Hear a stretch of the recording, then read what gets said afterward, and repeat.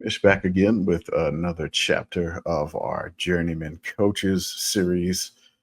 We affectionately call it "Where in the World is This Coach?" As we put in our graphic.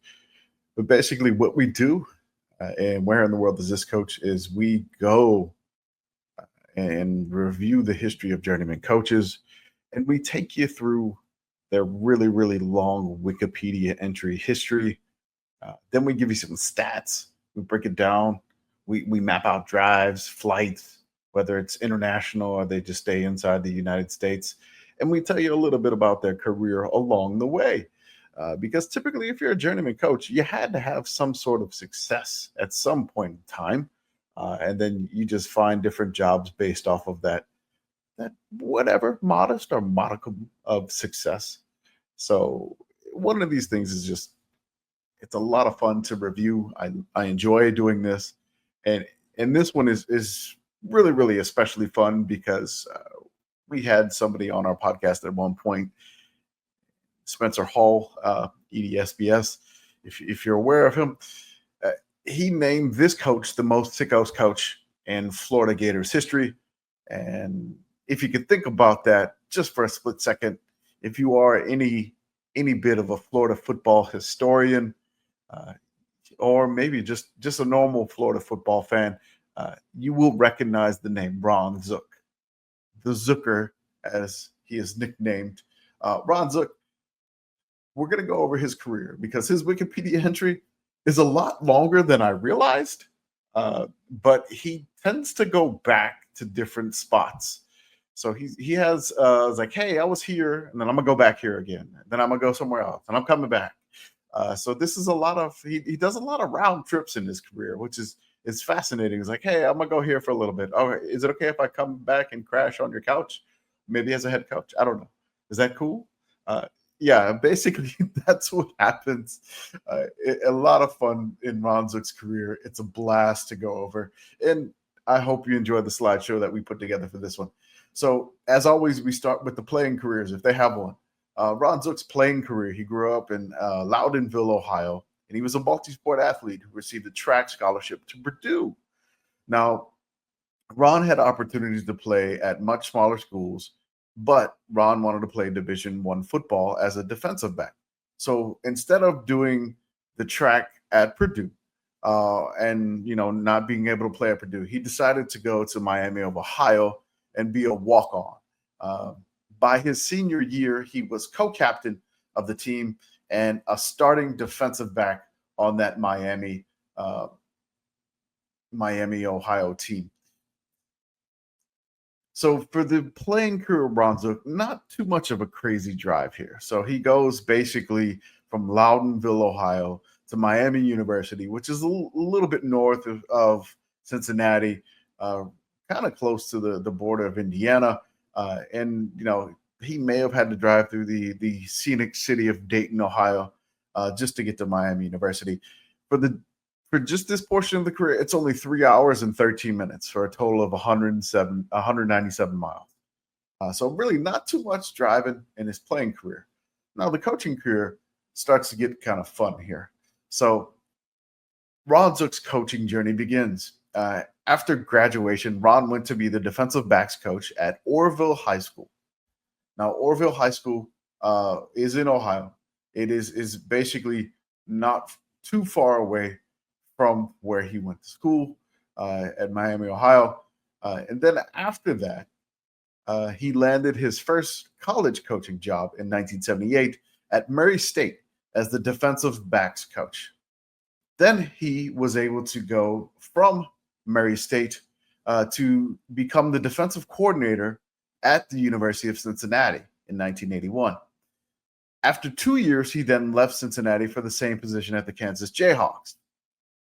After a brief one-year stint at Kansas, Ron found his way to the SEC for the first time as Tennessee's defensive backs coach from 1984 to 1987. And then in 1987, Ron Zook was hired by Virginia Tech first-year head coach Frank Beamer as the associate head coach and defensive coordinator.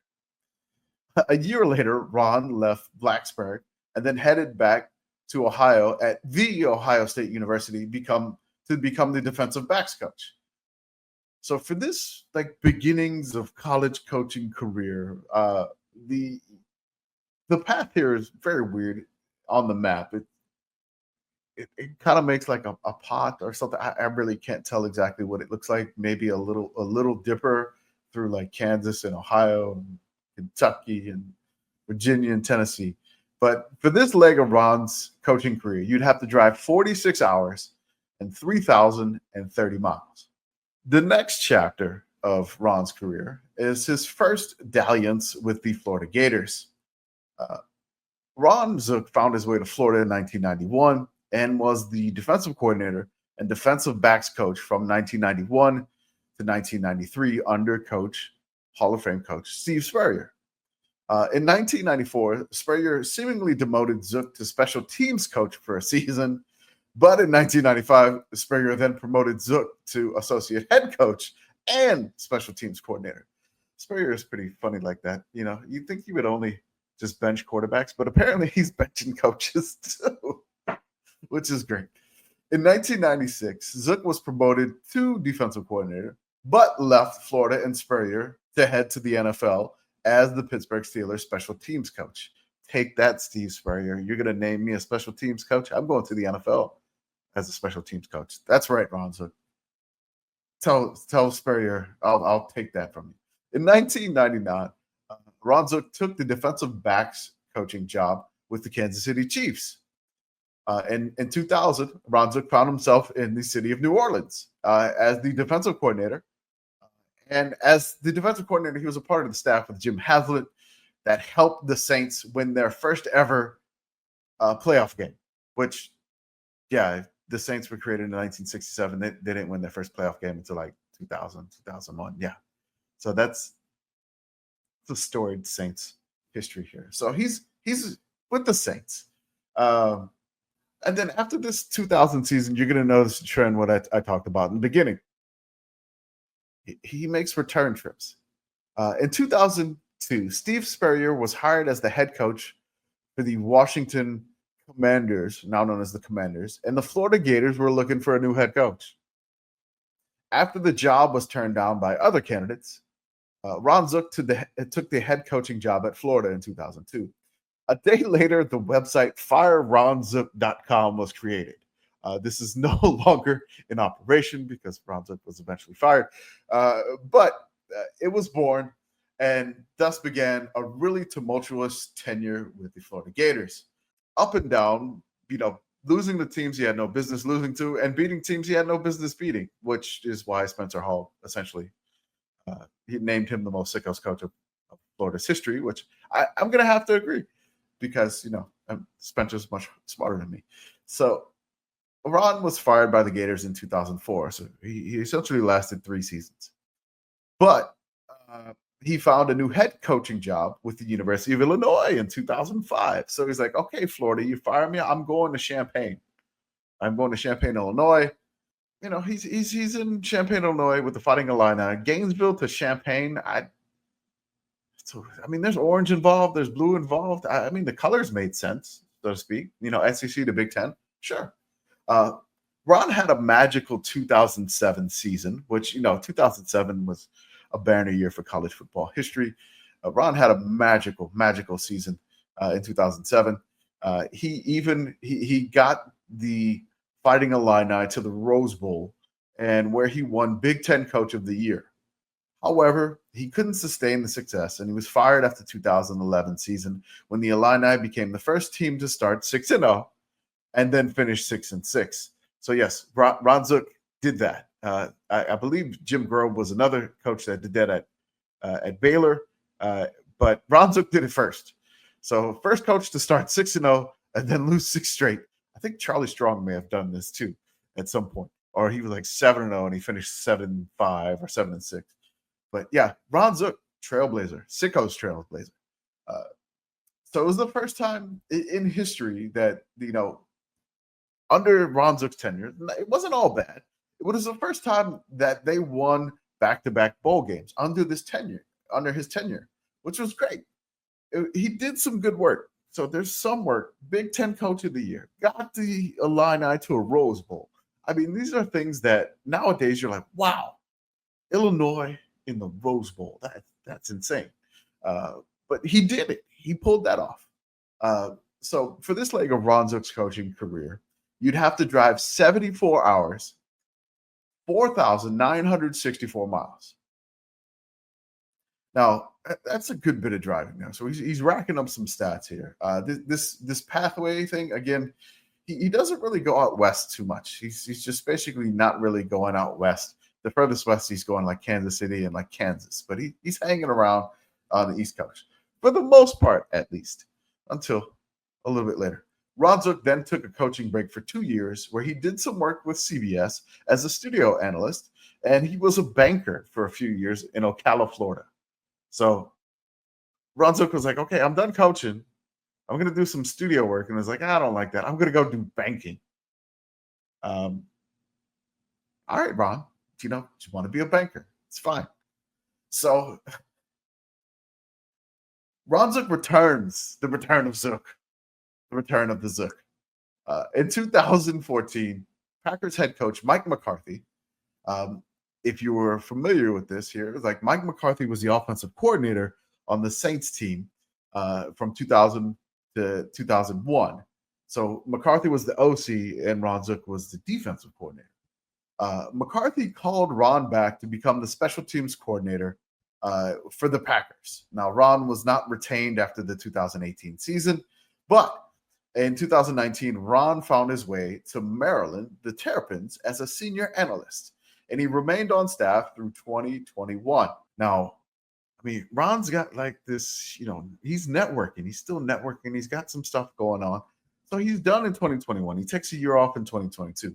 In 2023, Jim Haslett, who was the Saints head coach in 2000 and 2001, calls up Ron and is like, hey, I want you to be my defensive coordinator for the XFL Seattle Sea Dragons.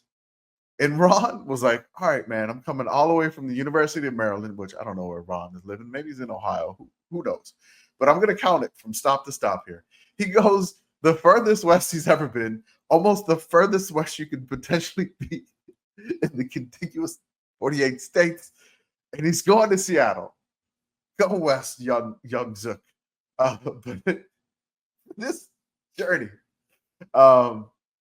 but the Sea Dragons, they merged with the USFL, and the Sea Dragons the franchise is done, and he lost his job, and he's done, and I believe that's his last job. Actually, no, he went back to Maryland. Like I said, Ron Zook's coming back. You get Ron Zook in your walls, like he's probably coming back. It's gonna come back. Ron Zook's back to Maryland as the special teams quality control coach. So he's back coaching. I got to add some more mileage here. So I'm going to add some more mileage. In this situation, you'd have to drive 74 hours and 4,926 miles. And we credited the Ron Zook banker stop as the beginning of this leg. So basically, he went from banking, we credit him, banking to Green Bay, and then to Maryland, then Maryland to Seattle, then back to Maryland. I'm going to add, I don't even know how far, like Seattle to Maryland. I'm doing this live, folks. Seattle to Maryland. Oh, my God. What do we got? That's an additional 2,778 miles. So I had no idea he had another job. But this is why I checked this stuff. So, again, this journey here, it was 74 hours and 4,926 miles. But now this is going to be accurately reflected because I'm adding 40 more hours. So 74 plus 40, that is definitely, I think 114 hours. That's right. So 2,778 miles plus what he had here of 4,926 plus 4,926 miles. That's his stop in this section, 7,704 miles.